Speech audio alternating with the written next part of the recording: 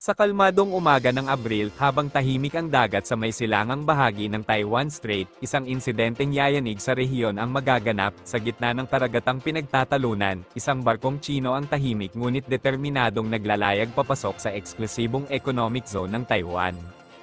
Ito ay hindi na bago sa mga awtoridad ng Taiwan. Sa mga nakaraang buwan, padalas na nangyayari ang ganitong uri ng incursion, mga barkong Tsino na animoy sumusubok ng lakas at pasensya ng mga awtoridad ng Taipei. Ngunit ngayong araw, ang Taiwan Coast Guard ay may bagong utos, huwag hayaang makalusot ang sinuman.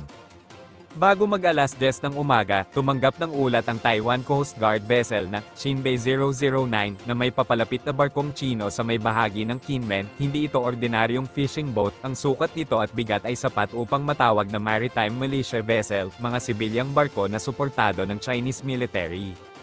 Sa gitna ng tensyon at mahigpit na tagubilin mula sa gobyerno, agad na rumesponde ang Shinbei 009, lumapit ito sa barkong Tsino at gamit ang loudspeaker ay binigyan ito ng babala.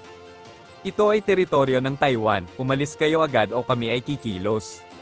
Ngunit tila bingi ang barkong Tsino, sa halip na umurong, lalong lumapit, isang tahimik ngunit mapanghamong kilos na tila nanunubok.